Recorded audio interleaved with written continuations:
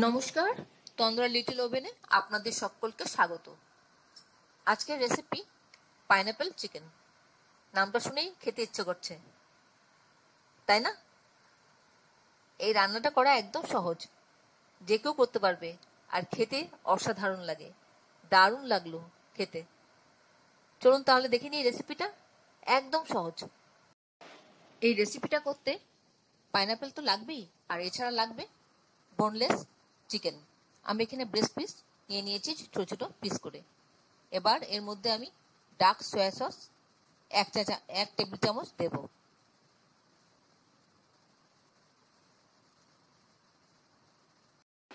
আর দেব cornflour. আমি এখানে 1 table spoon cornflour দিয়ে দিলাম। আর একটু সামান্য নুন দিচ্ছি। নুনটা একটু বুঝে দেবেন, কারণ সয়া সসে নুন থাকে।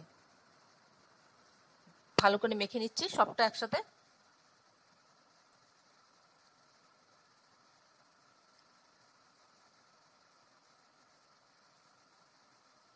আমার ভালো করে মাখা হয়ে গেছে। এবার একটু রেস্টে রাখলাম 10 মিনিট। তারপর ওভেনে রিফাইন তেল দিয়ে, তেলটা গরম হলে পিসগুলো একে একে দিয়ে আমি ভেজে নেব।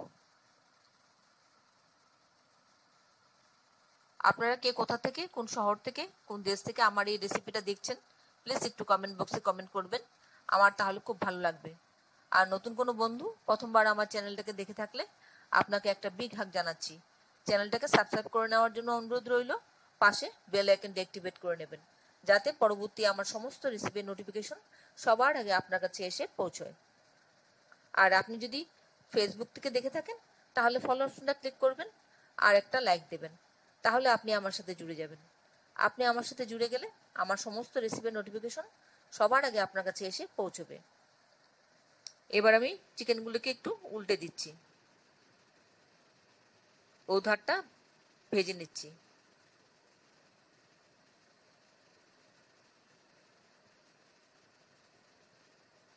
আপনারা যারা এখনো পর্যন্ত আমার চ্যানেলটাকে সাবস্ক্রাইব করেননি, ঝটপট সাবস্ক্রাইব করে নিন। আপনাদেরকে আমাদের মাঝে দেখতে পেলে আমাদের খুব ভালো লাগবে।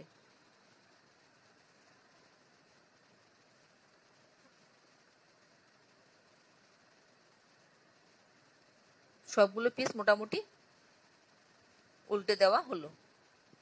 এবার এই ধারটা একটু ভাজা হবে।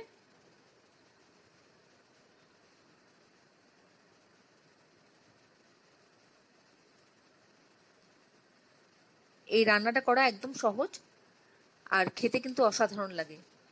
আর এই পাইনাপেল চিকেনটা লুচি, পরোটা, রুটি, নান এসবের সাথে বেশি জমে যায়। ফ্রাইড রাইসের সাথেও ভালো লাগে, তবে ভাতের সাথে খুব একটা জমে না।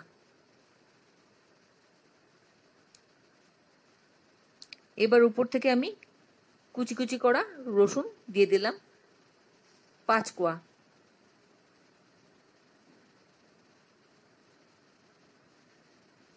দিয়ে এবার একটু নেড়ে নেড়ে নিচ্ছি। রসুনের থেকে একটা সুন্দর অ্যারোমা বেরোচ্ছে। আর ক্যাপসিকাম দিয়ে দিলাম ডাইস করা। টমেটো দিয়ে দিলাম ডাইস করা। টমেটোর সিডগুলো বার করে দিয়েছি। আর পেঁয়াজ একটা মাঝারি সাইজের ডাইস করা দিয়ে দিলাম।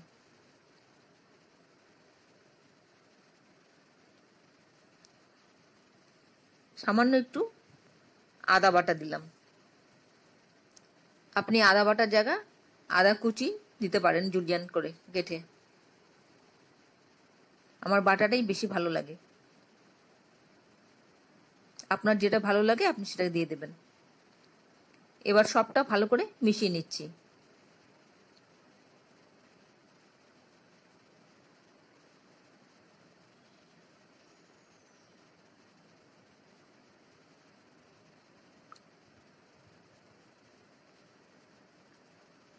ভালো করে মেশানো হয়ে গেলে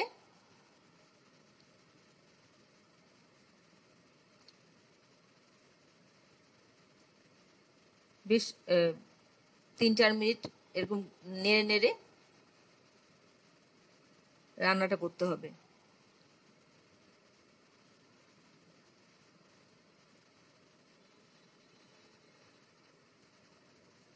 এবার একটু নুন দিয়ে দিলাম স্বাদ অনুযায়ী।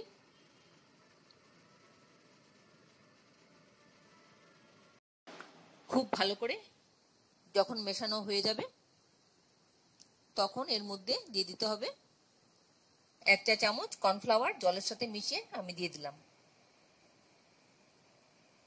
আর দিলাম পাইনাপেল। এই পাইনাপেলগুলো আমি ইউজ করেছি 3 পাইনাপেল। আপনি যদি ফ্রেশ পাইনাপেল ইউজ করেন তাহলে পাইনাপেলগুলিকে একটুখানি নিয়ে চিনি দিয়ে একটু ফুটিয়ে নরম করে নেবেন, তারপর ব্যবহার করবেন, তাহলে খেতে বেশি ভালো লাগবে। এবার সবটা ভালো করে মিশিয়ে নিচ্ছি। সবটা ভালো করে মেশানো হয়ে গেলে মোটামুটি রান্নাটা হয়ে যাবে।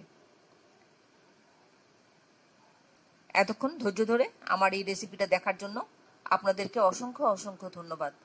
আপনারা সকলে ভালো থাকবেন, সুস্থ থাকবেন, ঈশ্বরের কাছে কামনা করি। আর এই ধরনের নতুন নতুন রেসিপি দেখতে আমার চ্যানেলটাকে সাবস্ক্রাইব করে নেবেন, পাশে বেল আইকনটা অ্যাক্টিভেট করে নেবেন, যাতে পরবর্তী আমার সমস্ত রেসিপির নোটিফিকেশন সবার আগে আপনার কাছে এসে পৌঁছয়। আর আপনার যদি কোনো প্রশ্ন থাকে আমার এই রেসিপি সম্পর্কে অবশ্যই কমেন্টসে জানিয়ে দেবেন, আমি আপনাদের কমেন্টসের উত্তর দিয়ে দেব। রেসিপিটা অবশ্যই একবার ট্রাই করবেন। খেয়ে কেমন লাগলো কমেন্টসে জানাতে ভুলবেন না। আমি আপনাদের কমেন্টসের অপেক্ষা করি। আপনাদের কমেন্টস পড়তে আমার খুব ভালো লাগে। একটুখানি গ্রেভিটা শুকিয়ে আসলে এবার স্ট্যান্ডিং টাইমটা দিয়ে দিলাম। 1 মিনিট স্ট্যান্ডিং টাইম দিয়ে আমি এবার প্লেটিং করে নেব।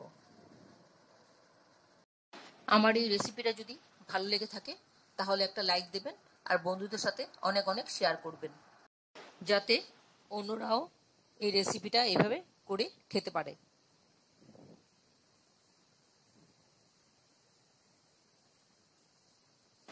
একঘেয়ে রেসিপি না খেয়ে একটু অন্যরকম স্বাদ দেখা এই যা, আর অন্যরকম খেতে সবারই ভালো লাগে।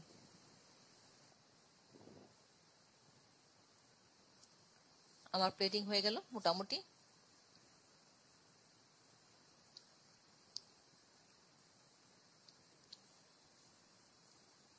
আপনারা সবাই ভালো থাকবেন, সুস্থ থাকবেন, ঈশ্বরের কাছে কামনা করি।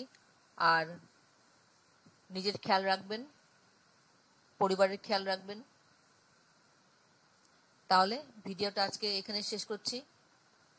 আবার দেখা হবে আপনাদের সাথে পরবর্তী অন্য কোনো এক রেসিপিতে। নমস্কার।